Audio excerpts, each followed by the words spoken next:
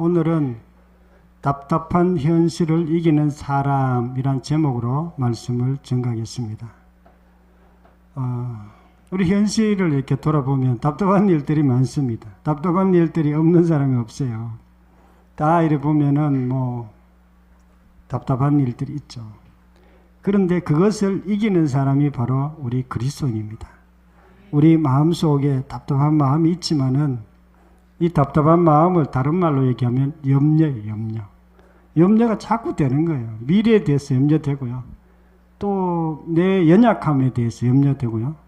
또 현실의 어떤 아직도 불편한 것들, 사람에 대해서도, 물질에 대해서도, 질병에 대해서도 답답한 마음들이 계속 생깁니다. 그런데 우리가 이 답답한 마음을 어떻게 이길 수 있는가? 오늘 말씀을 통해서 이 답답한 마음을 이기는 사람이 어떤 사람인지 우리가 살펴보겠습니다. 첫 번째로 먼저 그의 나라를 구하면 모든 것을 다 하신다 이렇게 말씀하고 있습니다. 마태복음 6장 33절 한 목소리 읽겠습니다. 시작. 너희는 먼저 그의 나라와 그의 의를 구하라. 그리하면 이 모든 것을 너희에게 더하시리라. 아멘. 먼저 그의 나라와 그의 의를 구하라 이렇게 얘기하고 있어요. 우리가 많은 사람들이 이렇게 신앙생활을 하지만 먼저 그의 나라와 그의 의를 구하는 사람들이 많지 않습니다. 세상 사람들은 더더욱 그렇고요. 세상 사람들은 어떻게 삽니까? 우리가 먹고 사는 문제 때문에 계속 거기에 신경 써요. 학생들은 직장을 위해서 신경 쓰고요. 직장 다니는 사람들은 좀 승진하려고 신경 쓰고요. 또 어느 정도 또 경제적인 걸 위해서 이렇게 많이 신경을 씁니다. 그런데 성경은 너희들이 먼저 하나님의 나라와 그의 의를 구하라 이렇게 얘기하고 있습니다. 다른 말로 얘기하면 우선순위를 먼저 바꾸라고 이렇게 말씀하고 있어요. 우선순위를. 아니 먹고 사는 것만 해도 너무 우리가 힘들고 어려운데 먼저 예수님께 이게 한다고 문제가 해결되나 이렇게 생각할 수도 있습니다. 저도 그렇게 생각한 적이 좀 있습니다. 아니 먹고 사는 문제를 위해서 전심을 다해도 될까 말까인데 예수님께 모든 에너지를 다 쏟고 나면 우리가 어떻게 살란 말인가. 그런데 성경은 그렇게 얘기합니다. 너희들이 먼저 예수님께 모든 초점을 맞추고 그분을 먼저 생각하라 이렇게 말씀하고 있습니다. 답답한 현실을 이기는 사람은요 예수님을 먼저 구한다고 이렇게 말씀하고 있습니다. 누가복음 14장 26절에 보면 무릇 내게 오는 자가 자기 부모와 처자와 형제와 자매와 더욱 자기 목숨까지 미워하지 아니하면 능히 내 제자가 되지 못하고. 예수님의 제자가 되는 것, 예수님을 따라가는 사람, 예수님을 믿는 사람은 어떤 사람인가?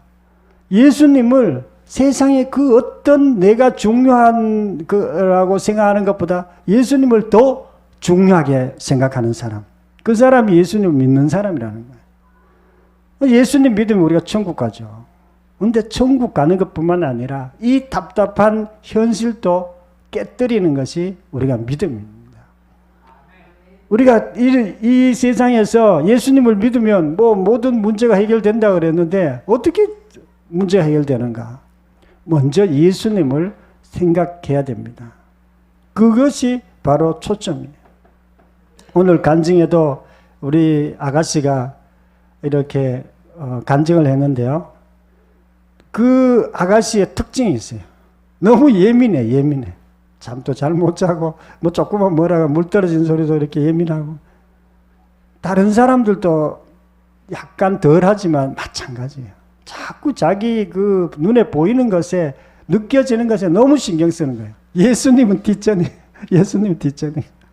예수님은 생각할 수가 없어요. 예수님은 예배 때나 한 번씩 생각하지 모든 현실이 자기의 어떤 느낌이나 감정이나 이런 것에 초점 맞춰 있는 거예요. 먹고 사는 문제도 마찬가지. 먹고 사는 문제만 계속 신경 쓰는 거예요. 이 아가씨는 예민해가지고 먹고 사는 문제보다도 자기의 어떤 느껴지는 그 느낌에 따라서 계속 이렇게 신경을 살았던 아가씨인데요. 마음이 바뀐 거예요. 왜 바뀌었냐면 부활하신 예수님을 직접 만났습니다. 그리고 그 사고방식이 완전히 바뀐 거예요.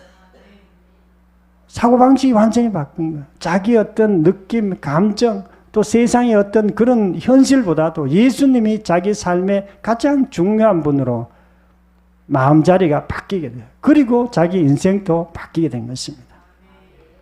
답답한 현실을 이기는 사람은요, 예수님을 먼저 구합니다.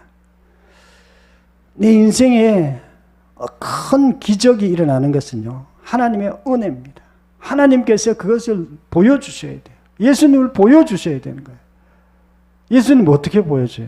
예수님 2000년 전에 돌아가셨는데, 그리고 그때 2000년 전에 부활하셨는데 우리가 어떻게 보는 거야? 우리는 직접 보지는 못해요, 사실은.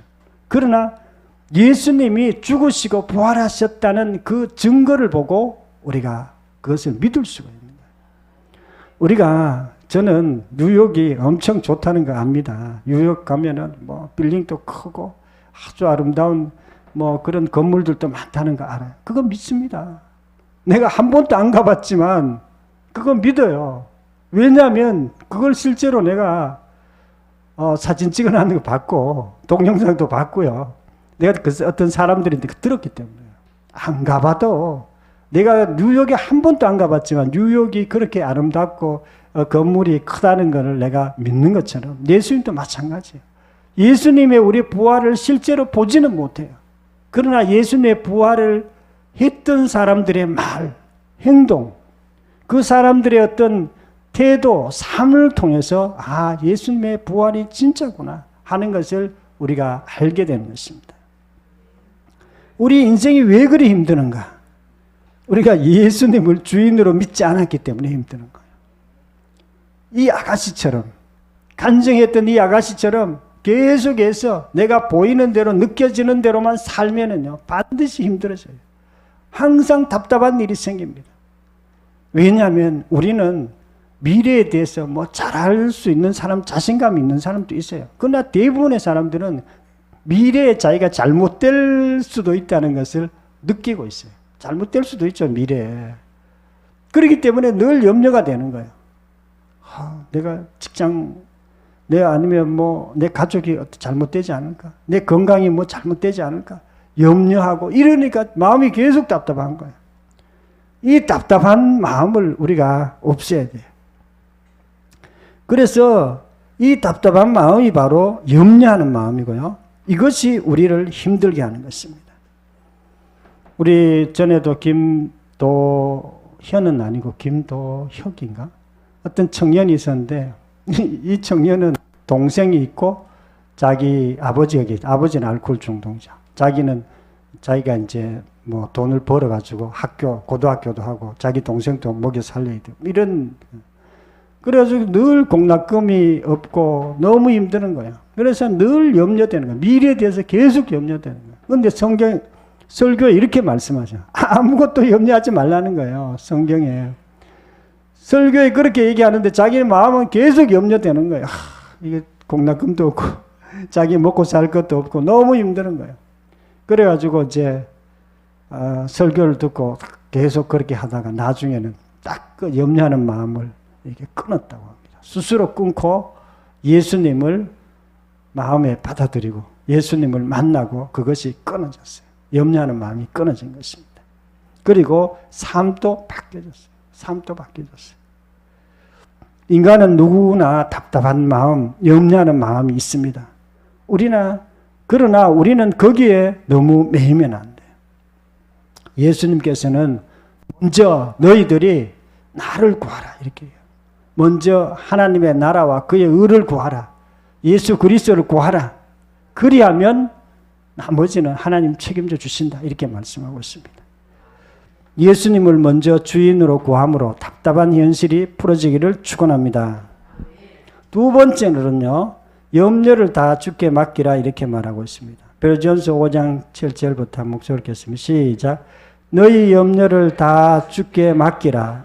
이는 그가 너희를 돌보심이라. 근신하라, 깨어라. 너희 대적 마귀가 우는 사자같이 두루 다니며 삼킬자를 찾나니. 아멘. 너희 염려를 다 주께 맡기라. 너희들이 답답하게 생각하는 그 현실을 다 주님께 맡기라는 거예요. 왜냐하면 예수님께서 우리를 돌봐주시겠다는 거예요. 돌봐주시는 거예요. 예수님 우리 돌봐주세요. 미래도 돌봐주고요. 지금도 돌봐주고요. 전에도 돌봐줬어요. 전에는 나는 안 돌봐준 줄 알았어요. 근데 지나고 나니까 돌봐준 거예요.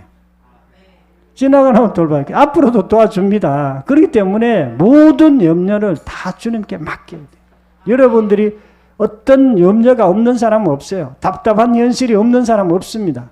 다 있어요. 근데 그거에 대해서 너무 지나치게 생각하지 마세요. 저도 이것저것 이렇게 이렇게 하다가 어떤 거 잘 되는 것도 있고 어떤 거는 좀 잘 안 되는 게 있어요. 잘 안 되는 거 있어도 그냥 하나님께 맡기고 그냥 지나갑니다. 그냥 잘 되는 것만 있는 뿐만 아니라 안 되는 게 굉장히 많아요. 그래도 그거 더 이상 생각하지 않습니다. 그냥 하나님께 다 맡겨요. 하나님 내 미래를 책임져 주신다. 하나님은 나를 도와주신다. 이런 마음을 갖고 그냥 맡깁니다. 답답한 현실을 이기는 사람은요, 답답하게 하는 모든 현실을 주님께 맡깁니다. 답답하게 하는 게요, 사람일 수도 있고요, 물질일 수도 있고요, 건강일 수도 있고, 미래일 수도 있습니다. 이것을 다 주님께 맡겨야 돼요. 잘 안 되는 게 있죠. 우리 살다 보면. 그래도 주님께 맡겨야 됩니다. 하나님께서 나를 돌봐주신다. 그러면 하나님이 진짜로 돌봐주세요. 마태복음 6장 34절 내일 일을 위하여 염려하지 말라. 내일 일을 위해서 염려하지 말라는 거예요. 미래에 아무것도 안 일어나서 우리가 잘 될지 못 될지 몰라요. 미래에 우리가 천국 갑니다. 천국 갈 뿐만 아니라 미래에 또 좀 어려운 일이 생길 수도 있어요. 미래에. 그러나 그거 염려하지 말고 다 주님께 맡기라고 이렇게 말씀하고 있습니다. 답답한 현실을 이기는 사람은요, 답답하게 하는 모든 현실을 주님께 맡깁니다. 맡긴다는 것은 무책임하다는 그런 뜻이 아니에요. 미래에 대해서 내가 아무것도 하지 않는다 그런 뜻은 아니에요. 미래에 대해서 뭘 내가 준비하고 해야 되죠. 책임도 약간 책임을 해요. 그런데 마지들이 책임감이 강합니다. 마지들이. 동생들 막 있으면 자기가 다 책임져요. 동생들 자기가 다 키워야 될 것 같고 부모님도 자기가 막 효도해야 될 것 같고 막 그런 거예요.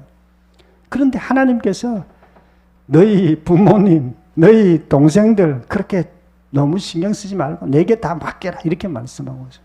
하나님께서 그들을 돌봐주십니다. 전에도 우리 간증에도 봤던 그 어떤 할머니가 30대 때 자기 남편이 돌아가셨어요. 그런데 군인인데 돌아가시고 그 아이들이 4명이 있었는데 걱정이 막 되는 거야. 이 아이들 내가 4명 잘 키울 수 있을까 막 걱정한 거야. 그런데 이제 한 30년 지나고 보니까 아이들도 다 잘 컸고 그때 염려하지 않고 그냥 믿음으로 잘 했더니 지금 큰 어려움이 없었다고 그런 간증을 우리가 들었습니다. 염려는요, 마귀가 좋아하는 법입니다. 염려하거나 우리가 마음을 답답하게 하고 미래에 대해서 문제의식을 갖고 있으면 마귀가 바로 찾아옵니다. 아, 이 사람은 내하고 가까운 사람이구나. 이 답답해하는 마음, 염려하는 마음, 그 반대가 뭘까요? 감사하는 마음이에요. 그 반대는요, 마음의 평강을 누리는 거예요. 그 반대는요, 기쁨을 누리는 거예요. 우리가 어려운 현실 가운데서 감사라고 한 이유가 있습니다. 하나님. 항상 기뻐하라. 쉬지 말고 기도하라. 범사에 감사. 범사에 감사라는 거예요. 이거는요, 나쁜 일이 있어도 비록 안 될 것 같아도 감사라는 거예요. 그때 하나님이 우리를 도와주십니다. 답답한 현실을 이기는 사람은요, 답답하게 하는 현실을 주님께 맡긴다. 그리고 저도 이제 신앙생활 하면서 좀 어려운 일들이 있었어요. 열심히 신앙생활을 했는데 청년 때였어요. 막 한 새벽 기도부터 시작해가지고 전도도 열심히 하고 성경도 열심히 읽고 교회 봉사도 열심히 했는데 삶이 안 변하는 거예요. 현실이 그대로인 거예요. 뭐 이렇게 열심히 하면 현실이 뭔가 좀 바뀌어야 되잖아요. 안 바뀌는 거예요. 그냥 신앙생활만 열심히 한 거예요. 그때 그래가 제가 실망을 했어요. 아, 이거 신앙생활만 열심히 해가 안 되는구나. 이렇게 생각한 거예요. 근데 지금 생각해 보니까 신앙생활만 열심히 해가 안 되는 게 아니라 조금 더 내가 인내했으면 좋았을 뻔했어요. 하나님께서 정말 나를 돌봐주신다는 좀 믿었으면 좋을 것 같아요. 왜냐하면 신앙생활 한다고 무조건 우리가 원하는 대로 하나님이 금방 잘 되게 하고 그렇지 않습니다. 요셉 같은 경우에도 거의 15년 동안 계속 감옥 생활하고 남인데 좀 붙잡혀 종노릇하고 이렇게 지냈어요. 다윗도 마찬가지입니다. 다윗도 한 12, 3년 정도 계속해서 쫓겨다니고 죽을 고비를 몇 번 넘기고 그렇게 했어요. 우리가 생각하는 것만큼 하나님께서 우리를 잘되게 하기는 하지만 우리가 원하는 시간에 그렇게 잘되게 하지 않을 수도 있어요. 그래서 우리가 끝까지 하나님께 다 맡기고 하면 하나님께서 우리의 문제를 풀어주십니다. 근본적으로 풀어주세요. 답답하게 하는 모든 현실을 주님께 맡김으로 답답한 현실들이 완전히 풀어지기를 축원합니다. 세 번째는요, 기도하면 평강이 지켜진다 이렇게 말씀하고 있습니다. 빌립보서 4장 6절 7절 한 목소리 읽겠습니다. 시작. 아무것도 염려하지 말고 오직 모든 일에 기도와 간구로 너희 구할 것을 감사함으로 하나님께 아뢰라. 그리하면 모든 지각에 뛰어난 하나님의 평강이 그리스도 예수 안에서 너희 마음과 생각을 지키시리라. 아멘. 아무것도 염려하지 말고 아무것도 답답해하지 말고 하나님께서는 염려하지 말라는 거예요. 아무것도 염려하지 말라는 거예요. 염려하지 말고 어떻게 하라는 거예요? 기도하라는 거예요. 기도.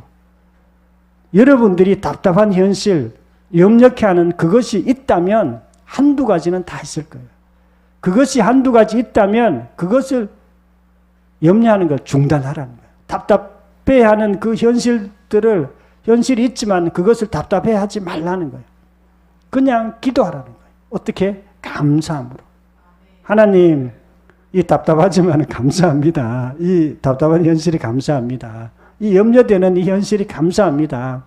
그러나 하나님께 제가 감사함으로 기도합니다. 하나님, 이런 현실 가운데 저희를 회복시켜 주시옵소서. 이런 것을 회복시켜 주시옵소서. 이렇게 기도하라는 거예요.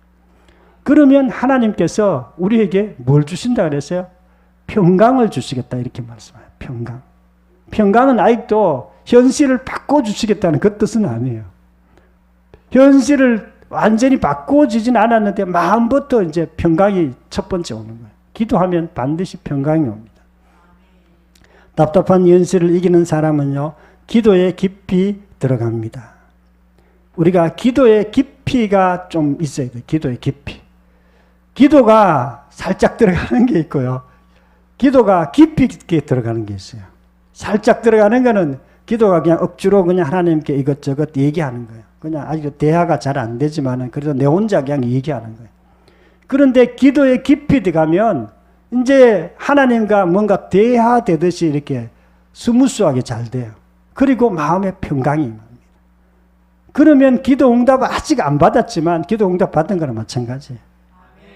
염려하지 말라 하신 이유는요, 하나님께서 십자가에 죽으시고 모든 우리의 죄의 문제를 해결했기 때문에 그렇습니다. 죄의 문제를 해결했기 때문에. 예수님께 십자가에 죽으시고 부활하시는요, 우리의 죄 때문에 그렇습니다. 죄의 문제가 해결되면요, 우리의 모든 문제가 다 해결돼요. 죄는요, 하나님과 떨어진 거예요. 죄는 예수님을 믿지 않는 것이 죄입니다. 죄는 내 마음대로 사는 것이 죄예요. 그 죄의 문제가 해결되었기 때문에 우리가 그것을 믿음으로 실제로 현실 가운데도 그런 문제들이 해결되는 것입니다.